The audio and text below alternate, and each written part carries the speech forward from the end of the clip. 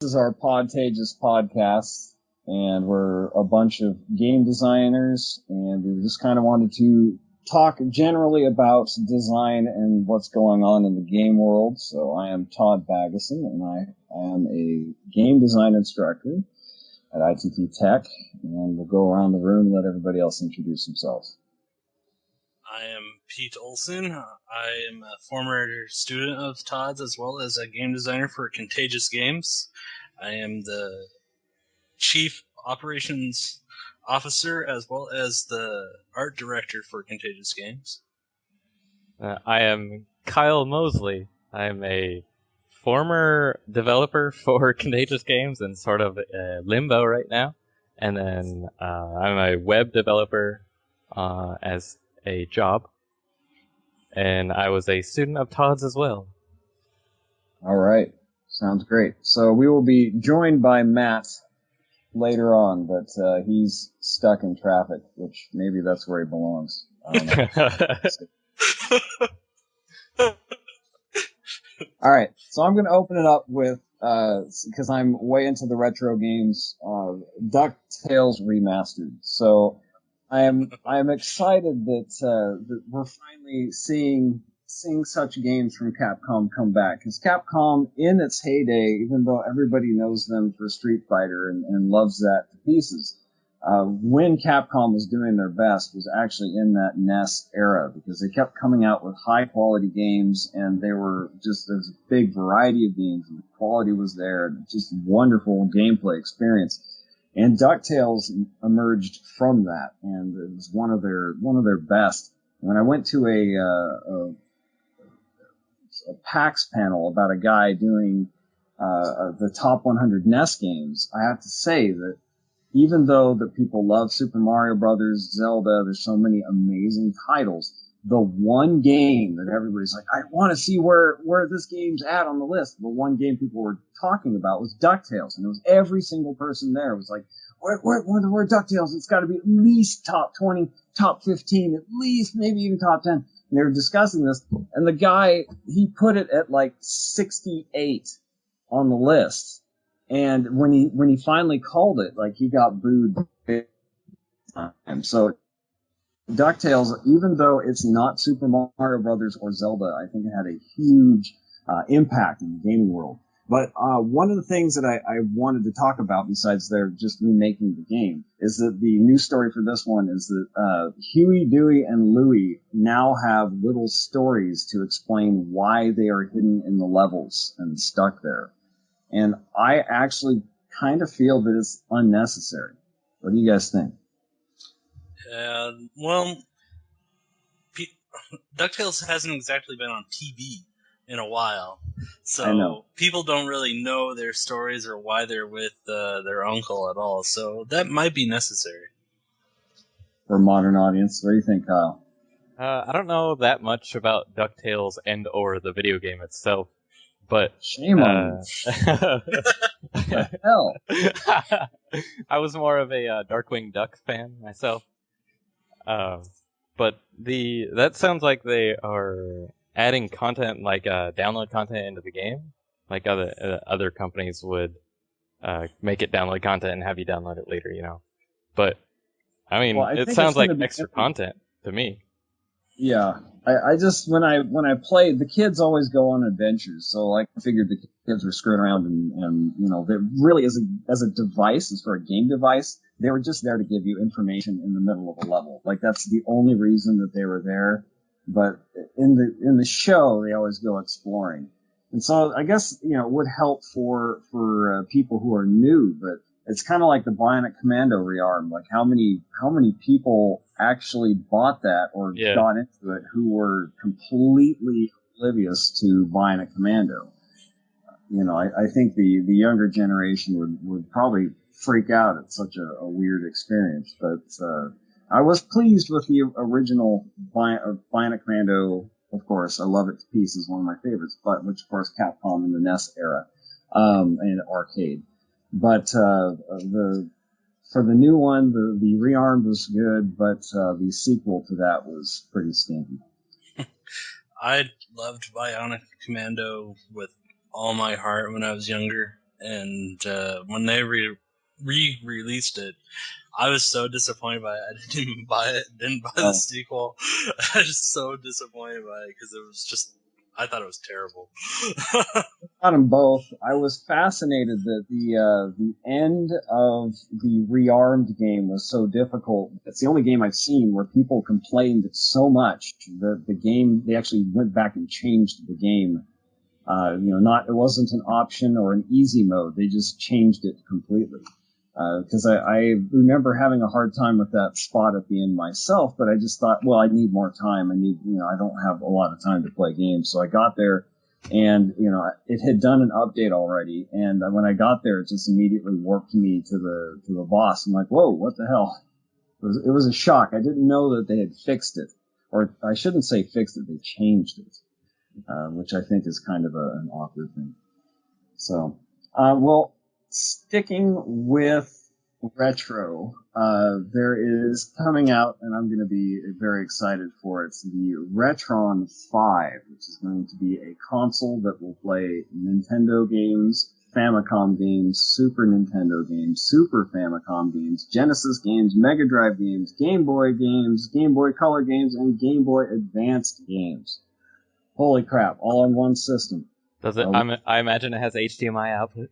It has an HDMI output, which actually I'm excited about because that's one of the problems is that TVs don't have coax cables, and we're starting to no longer see RCA cables. So we're kind of losing 2 core generations of input into the television. So to see that made me a little bit happier because I like to play on my actual game. Do you know if it upscales? Yes, it does. But it's not like you're going to get to see Mario with beautiful rendered pixels. It just will be sharp pixels on the screen. Yeah. So he won't be he won't look any better. It's just gonna. I have to say, I've run my old Nintendo on a nice big plasma, and because the screen's so much better, I actually like the text comes out like razor sharp, and I was really impressed. I almost had a double take because I never remembered the text looking that good ever, and so I was shocked. It looks so crisp. So it feels like I'm running at a higher resolution when there's no more pixels being offered.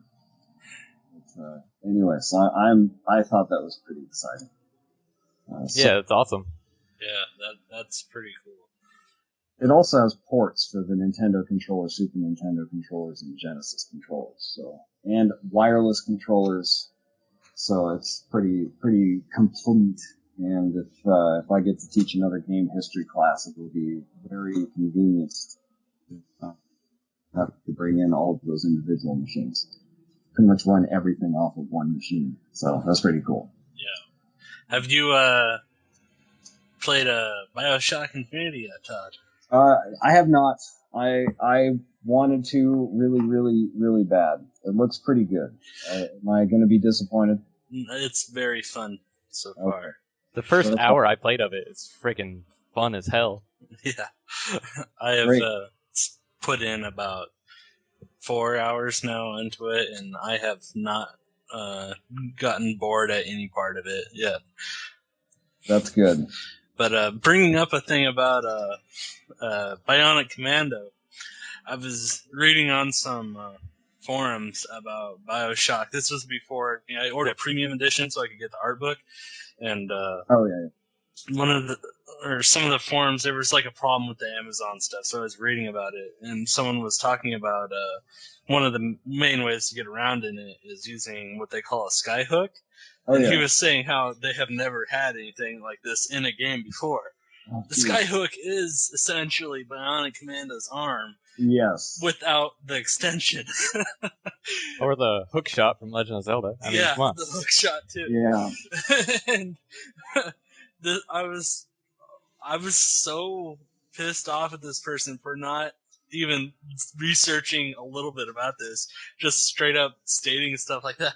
Almost made an Amazon account so I could post back on this. So I could yell at him for stupidity. people really don't. Either they don't want to think about it, or they just don't look into the past with games. They're so focused on what they have right now. But yeah, you're absolutely correct. It's been done before. Not that there's anything wrong with them doing it, but we've seen it before. There was probably a 10-year-old kid that loved the game and just, had played hardly anything in his life. Yeah. New and revolutionary if you haven't played anything else. Before. Yeah.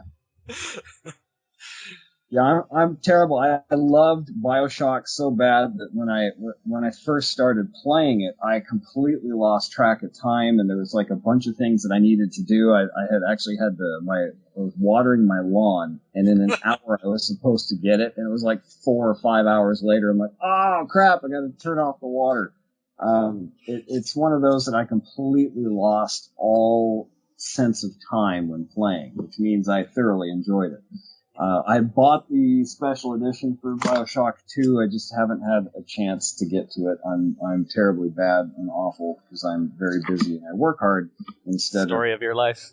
Playing games 24 hours a day. But I'll get there. I promise. And so by the time I get to BioShock Infinite, it will be in the bargain bin. So I will save myself 40-some bucks. Pretty much. Yeah, pretty much. And then I'll be like, man, this game's awesome. Only reason I buy them so early now or the pre-orders and stuff is just for those art books. Because I love getting them. Yeah. Well, I'm running out of room with those special editions, so I'm kind of have to give it up. That sucks. Yeah, I remember your room from when you last showed us on the cam. You have stuff everywhere on your walls. Crap.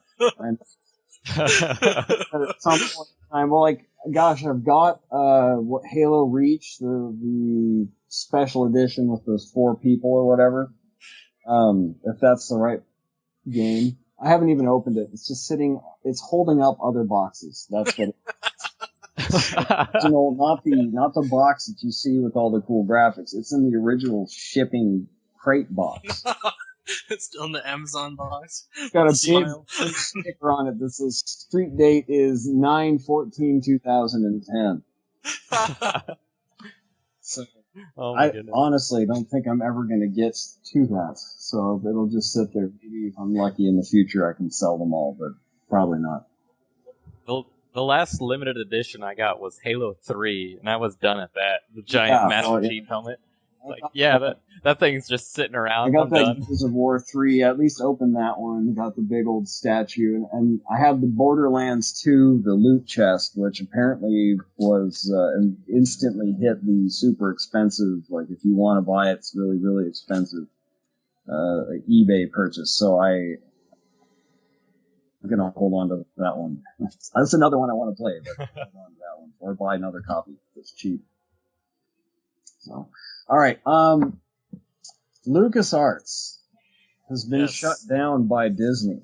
Yes. That is like the saddest thing ever. Weren't they just basically a giant render farm?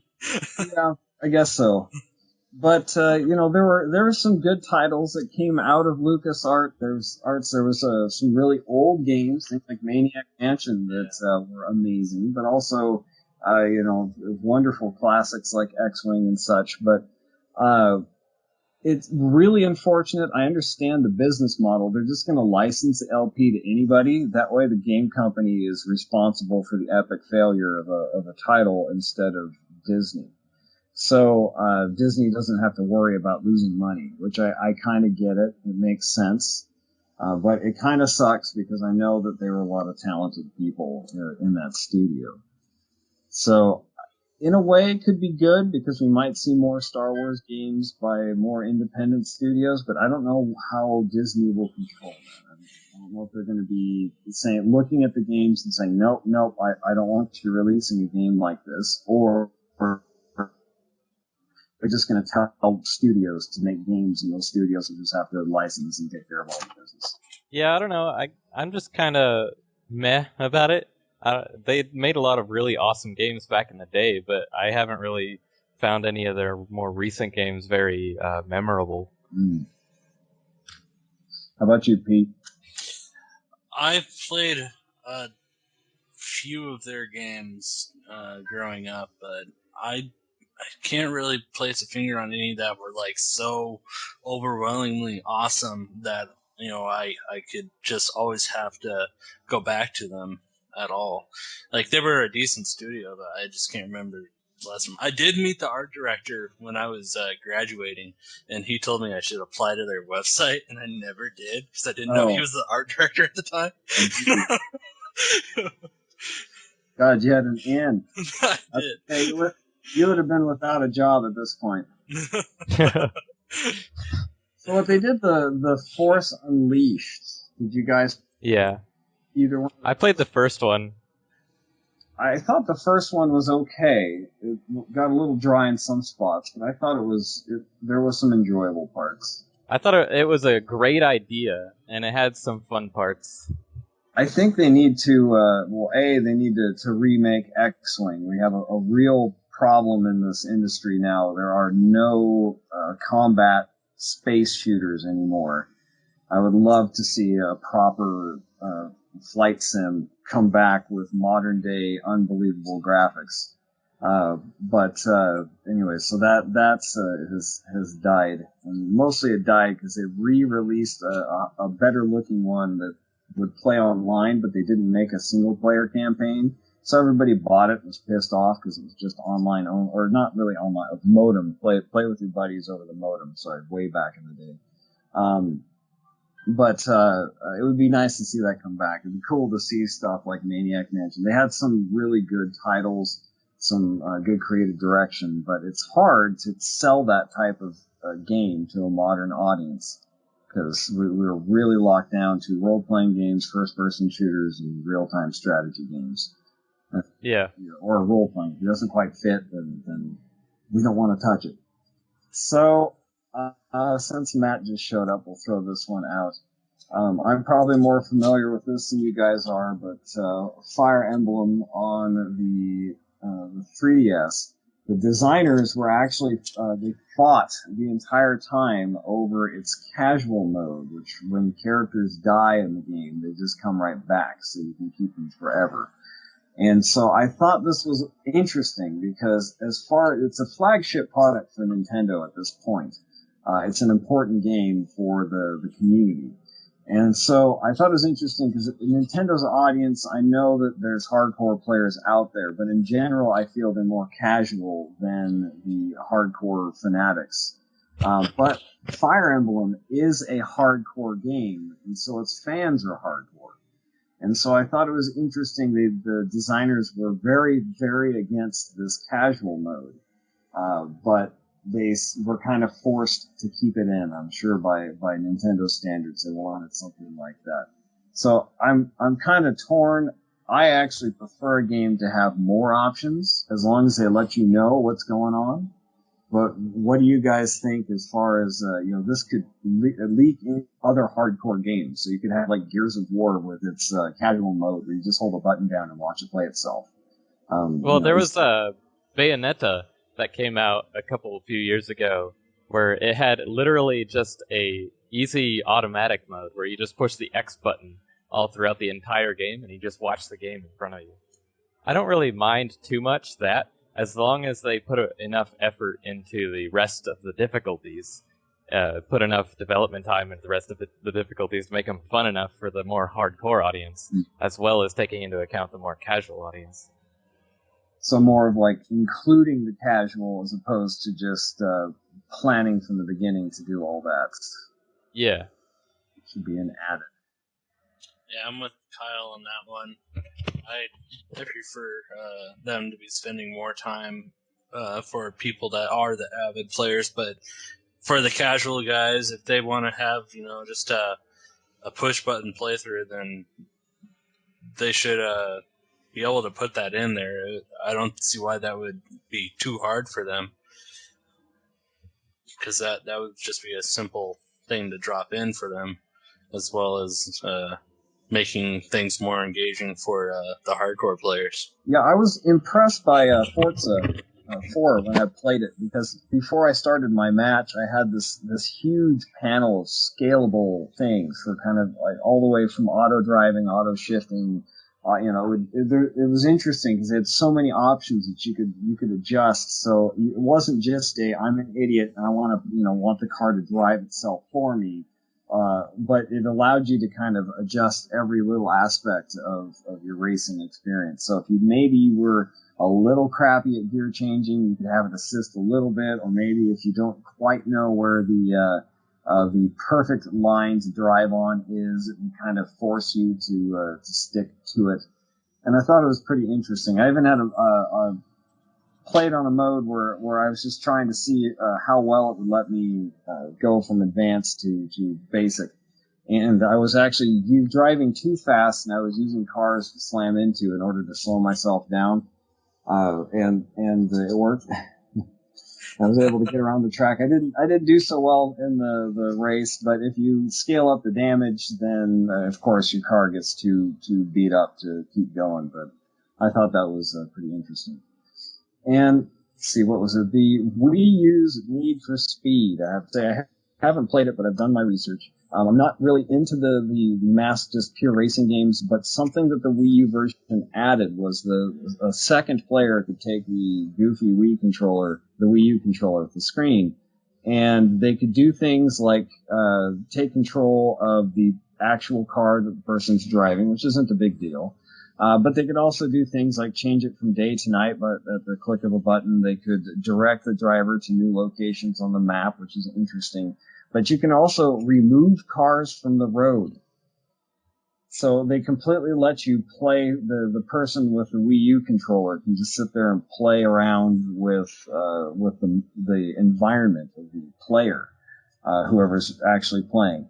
Which it sounds cool. Like you can remove the cars, like just take them right off the road, which is pretty wild. But you know that if you get a buddy playing on that thing, he's just going to drop cars right in front of yours just to piss you off. So I kind of thought it's an interesting way to. It's like it basically kind of gives you God mode via a second controller, via having somebody use the other controller. But it's similar to me. I kind of feel it's a little bit like the Fire Emblem deal, Bayonetta, where it's like they've added an option that makes it just ridiculously easy. And is that really a selling point? Because that, obviously, if you wanted to buy Need for Speed on the Wii U just for those features, would it really be worth doing? When it comes to those features, I think what I think is it's more similar to would be the classic style video games on the PC, specifically like Warcraft and StarCraft, where you could enter cheat codes and make the game customized to, like, you could give yourself invincibility or give yourself infinity money or whatever. That's what I kind of relate that type of gameplay to, is you can give somebody the Wii U controller and they can play around with, give you God mode and whatever, but you can also play the game normally if you want to. Or make the game even harder, like the Wii U Mario Brothers, where you can either help the people out or just completely and utterly destroy them. Yes, this is why I can't play a game like that with you guys. Why? What was the game that you guys played in class? We played so many of them, but you guys... Oh, what's the Mario on the Wii? Mario. Yeah, it was Wii, Mario. Goes back to Mario. Mario and Wii. So you guys just completely destroyed each other. You're pissed off that somebody took your Yoshi or whatever. It was like the most aggressive game of Mario that I've ever seen. I think that was the same game where we all died on the first little Goomba as well. Yeah, pretty much. We knew that you were experienced gamers after that. All right, so we were mentioning these special editions, and I have to admit it's an embarrassment. But my last special edition was the worst special edition, and I had purchased a year or so ago. I pre-ordered the Aliens Colonial Marine Special Edition, and this is a tough one because we know there's much hate for this game out there due to its quality. personally, I struggled with returning it, waiting for it to drop, and then buying a cheaper copy. But I kind of wanted the company to get its credit. I would love to see this type of game get produced. Like, kind of we get a million Halo games and Gears of War. I would love to see first-person shooters focused on the Marines. But this one was quite abysmal, unfortunately. By the way, Aliens Colonial Marines outsold Dead Space in Europe when they both were kind of released at the same time. Dead Space 3. So I thought that was amazing because the sales of the reviews were abysmal everywhere, and they still managed to keep that rolling. Like people were still buying it like crazy. But Europe got angry at Sega because their advertisements didn't reflect the final content. And so now Sega had to put disclaimers on the website and on their YouTube videos. And I thought this was interesting. I watched the video. I have not actually played the game yet. I haven't had time. And I kind of am hoping for the better Wii U version, which will probably use the motion tracker for the Wii U controller. But I don't even know if that'll get released after what happened with Colonial Marines. But it's interesting because watching the video, obviously they took gameplay footage and chopped it up to make it look like the coolest action game ever. But every movie trailer I've seen, every video game trailer I've seen does the same thing. So I kind of wonder if it's just because the game was so bad that they had to deal with the disclaimers, or is it just that it really was that far off from the game? I couldn't believe it was made by Gearbox. I was surprised to hear that after this whole fiasco. Well, I got to talk to the Gearbox guys not last year, but the year before at PAX. And I went to the Alien booth. I chatted with them. And it was kind of interesting because the guy, he kind of, while we're talking, he was obviously telling me a little bit about the Aliens game, but he was telling me that they officially needed more time for Duke Nukem, and they knew that if they postponed it, or Duke Nukem Forever, they knew that if they postponed it, that the fans would just go apeshit because they were so upset that the game, they were promised the game and officially promised, and then now it got postponed. So it's kind of sucky because that game would have been a lot better, and the expansion was much better than the game itself. Like, they just needed more time, but they knew the gamers would just give up if they did that. So it's unfortunate. The Colonial Marines, they worked really, really hard at the time. Yet again, this was 2 years ago. The lighting and such was really impressive. It actually looked really, really good, but I kind of feel that not a whole lot got changed between then and now. I'm sure they needed more time, but for me, the stuff that I saw that I was a little upset with is that, I don't mind the liberties. I stand up for the game, some of the liberties that they took, but adding these super huge mutant crusher alien, which is so taken from things, modern popular things like Gears of War. It's just I felt that pulled away from the Aliens experience. I kind of feel that they needed to not return to LV-426. They needed to go to another terraformer, which would allow them to redesign everything. But they kind of got locked down, which is too bad. Sounds like they had looked like they had good intent, but that game has actually been in production for 4 years, and I think it got dropped and picked up and dropped and picked up, and finally Gearbox took it. So yeah, it's shocking that it was from Gearbox. I feel like they needed more time, and I don't even know if it would have mattered. That said, Borderlands 2 is fantastic. Yeah, it is. Well, speaking of PAX, Kyle just got back. Woo! PAX East. Yeah, that was Was it worth it? It was worth it in the sense of me getting to hang out with my friends over there, but the games in general were kind of anticlimactic for everything overall. I mean, the AAA titles that they had on display were all boring, and Assassin's Creed 4, oh woo, another Assassin's Creed. People care, but and pumped out like crazy for the rest of Trinity. And then they had stuff like Watch Dogs, which was kind of cool to see, but everybody's seen so many videos on that I mean, you know, we see everything online nowadays so quickly that it's kind of a pain to go stand in line and stand there for 30 minutes just to see this 5-minute video of this game that you can see a video on YouTube in, a week later? Yeah. So, then they had Elder Scrolls Online, which was one of the most popular ones there.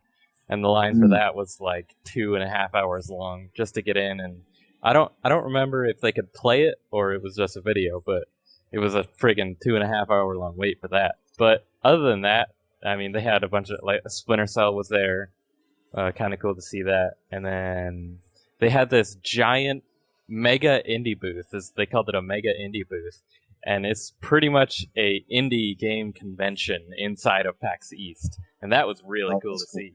Yeah, it was really awesome to see all the indie games there, and all the games were cool to see, and I saw some really, really friggin' awesome indie games there. Like one game I saw, it's called Contrast, I want to say. It's a game where you're kind of kind of a gritty, dark atmosphere. It's classics like 40, 50s, and it's a side-scroller platformer, and the gimmick is you jump into the shadows in order to go around into puzzles. So so you're running on platforms. You jump into the air, and you see there's a giant pit, but you can use your shadow. You can jump into the shadows to go into a shadow platform, and run across the shadows, and then it's just fluid switching in between the shadows and regular world. And it looks really awesome. I love the art style, and I loved the gameplay of it. So I'm looking forward to that game. One other thing I saw at PAX East was by the company who made Bastion, the indie game Bastion. Yeah. They are making another game called Transistor, and it looks about along the same lines as Bastion, but just more added. I mean, for all I know, it could be a sequel, but I haven't played Bastion, but it looks really fun. I played it. It was very enjoyable, and they did a really good job with the art and aesthetics. I also got to see the prototype of Bastion before, like, kind of the college project, which was laughable to say the least. But the guy had this technology worked out. Like, it was ugly, but he had everything he wanted to do implemented. So it was kind of funny to watch it. Like, the avatar didn't run; it just kind of slid around. He had like the big hammer attack, and for enemies, he went to his D&D book with all the creatures, and he just scanned the creatures, and so he would put those creatures in this kind of open world that he created. And so it was kind of funny because they were very poorly implemented, but it got the idea across. Like, you could tell it was a very similar game. Supergiant Games are the ones who make Bastion. Supergiant Games. Yeah, Transistor looks really good. So, but that was definitely the best part of PAX East was the mega indie booth. Mega indie booth. Yeah, I'm almost don't even want to go this year. I don't know. I want to and I don't want to. I found that 3 days at PAX was too much. Just couldn't take it. Just, you could see everything you needed to see within a short period of time. Yeah, you could still watch it. You could watch people playing all that stuff, but it just seems like such a waste of time. There's so many things I could do with 5 hours. So, Matt, you've been quiet. Do you have anything to discuss game-wise? I'm not even sure if his mic is working. Yeah, I don't think it is. Oh, there he is. There he is. It works? Yep, it works. Oh, okay. I didn't even know. Very good quality at that. Welcome to the Podtagious podcast. Hello. Would you like to introduce yourself, Matt? My name is Matt. That's it.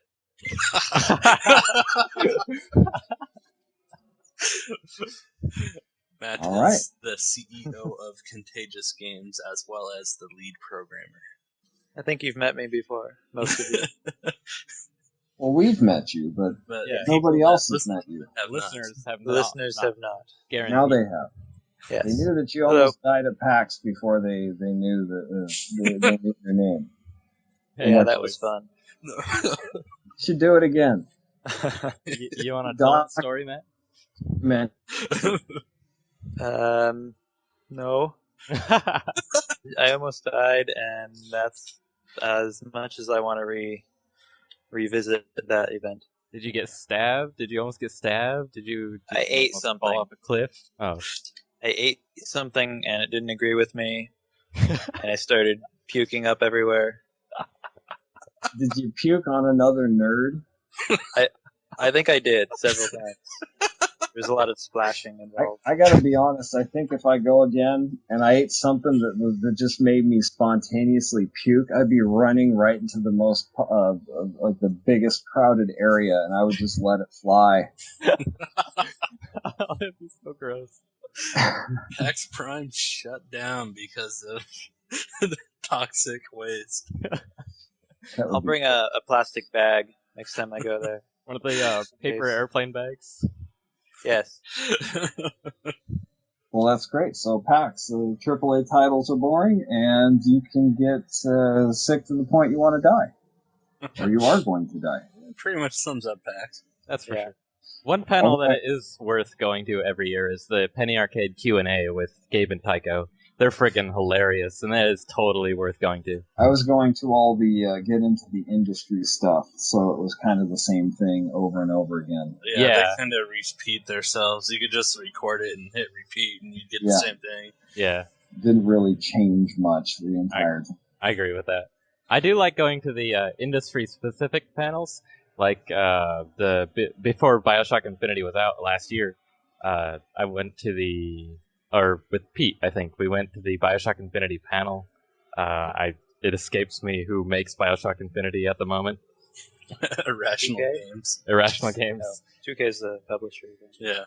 But I went to their panel, and it was an awesome panel just to see how passionate they were about their own game, and all the developers there talking about it and stuff. So. We also went to the Metal Gear, was that Revengeance or whatever panel. Yeah. That one was nice to see just because they are really passionate about that game and all of its sequels and stuff like that. And even if you think it's a joke, it's nice to see how that there's so much passion between developers that are still flowing out there. And they actually care about the game. They're not treating it as a joke. They are serious about it. Yeah. Well, the fans may see it as a joke.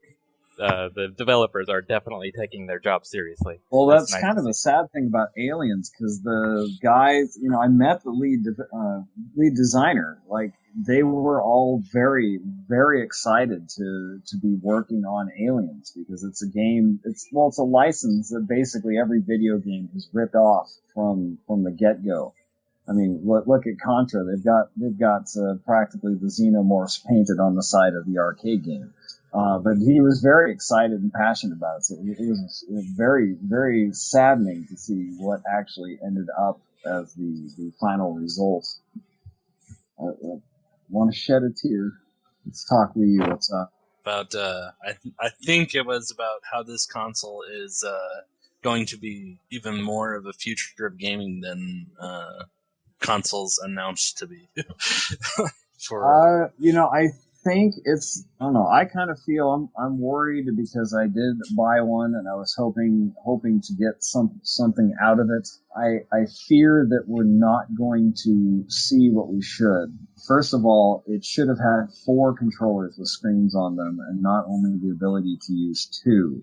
That would have opened up a lot of possibilities. If you could put 4 Wiimotes, 4 screen controllers, or even in Deathmatch, you could do 4 Wii U controllers and 4-player split screen, and one machine could handle 8 people. And then if you linked it with another machine, you'd have 16 people with only 2 machines, which I think would be pretty wild, as opposed to having to bring all the computers together, that type of thing.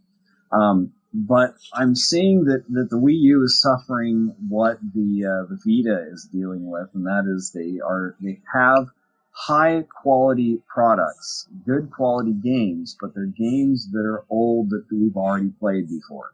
So, Mortal Kombat was awesome as a game, but then a year and a half later on the Vita, it's just as awesome, looks great, but it's the same game.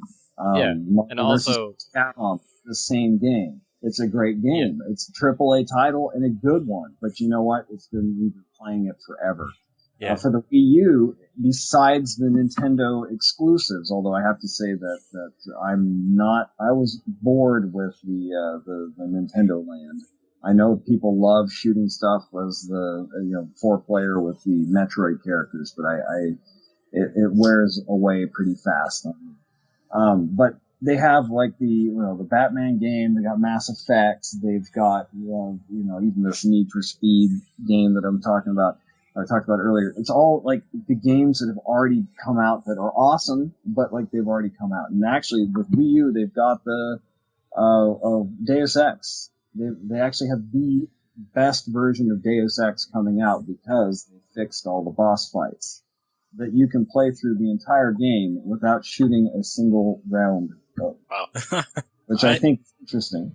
What I would like to see with the Wii U is that controller, the tablet thing, and allowing 4 other people to play, like with Super Mario Brothers, that opens up a whole new realm to player versus player. And they could release a lot of titles that had strictly to do with people screwing over their friends and stuff like that, which would create, like, they could be, Deus Ex and stuff like that, where you are able to influence, either help or not help your friends. I think that would open up a whole new realm to games in the Wii U and would probably help their system even more. Yeah, I think the Wii U is ambitious and has really good ideas. It's just a matter of time until we start implementing them efficiently. I mean, right now there's a giant drought for the Wii U. Not that much coming out, and but stuff like I had one of my most fun multiplayer experiences was Final Fantasy Chronicles on the GameCube. So we could have our own little SPs, the Game Boy SPs connected to the GameCube, and we all had our own little screens and stuff, and we were just, each of us running around and being this little Final Fantasy character and attacking monsters together and stuff. And I think something like that implemented with the Wii U technology would be friggin' awesome. But it would be, but you've only got 2 controllers, so you're only going to be able to player. Yeah. And also, we're lucky enough to get 2 out of that because they were originally saying that they were only going to have 1. I know, but it's one of those that it really would have been nice if you had 2 more. Every player could have their own screen. So, sports, football's 2-player, which you could have each person pick their own, pick what they're going to do for the play. But I think there's some amazing things. Like I'm a huge supporter of the Dreamcast and its little ghetto screen that it had. There's a lot of things that you can do opening up a 4-player game where everybody has their own screen. How about board games? There's a lot of board games that you can play online via you can play Settlers of Catan online on the Xbox. But if everybody had their own screen, you could play Settlers of Catan with the Wii U, and you could keep your cards kind of secret to yourself. That type of thing. It really would have just blown up. And as is, we don't really. It has the ability to use the second screen, but nobody's used it yet. Nintendo doesn't even sell a second screen controller, even if you want one, which is kind of interesting. I fear that in the future, not now it's the most powerful system, but apparently it's not as powerful as the new Xbox and PlayStation that are coming out. And so I worry that it's going to have the same life as the original Wii, which was everybody got excited about it in the beginning, but then towards the middle to the end of the life cycle of the next console generation, the systems are going to be so powerful that when game companies will only develop for Xbox and PlayStation because the alternative, the Nintendo system, is too weak to handle what they're doing. And that's why we had a lot of Wii titles completely different from the Xbox and the PlayStation titles, or they just didn't exist. And I kind of am in fear that that's going to happen this generation. Yeah, I could see that happening with the Wii U and stuff like this. Like that tablet. How long till you think Wacom is going to jump in with these tablets for peripherals for the new Xbox or the new PS3? When they start doing stuff like that, with their tablet technology, you're going to get a lot of different type of games coming in for those systems. And I'm sure Sony is going to jump on the bandwagon. I actually first saw that Sony controller. I was praying that the little, what is it, just a touch plate on the screen, on the controller, I was hoping it was an actual screen, because then you'd be able to do some of the things that the Wii U does. But they're banking on people using the Vita to plug into the PlayStation 4. And I like the Vita. I think it's a great little system, but it's got a lot of people just hate it. They just hate it. Even PlayStation fans are just hating on it. So I don't think we're going to see a lot of games utilize the connectivity, which actually at that point you could connect 4 or maybe even more to the console. That is one expensive peripheral, if they accept that. Well, a little bird has told me that if you destroy your Wii U screen joystick or controller and you need to have it replaced, Nintendo charges $97. Wow. So I don't know if that means that they're making profit off of it costing $97, or if that is kind of closer to the cost of making one. I'm not 100% sure. But that is what it will cost. So if you break your Wii U controller, you can call Nintendo and you get a replacement. With the Wii U, isn't I heard that they're sort of embracing more of an indie community than they were with the Wii. They screwed up big time with the Wii, and if you wanted to sell a game on their system, a downloadable game, they made the profits off the first 6,000 units, and then after that, you make the money off the game. So it was to guarantee that quality games were being put on, but the guy who did MDK, he put his game on there and didn't see a dime.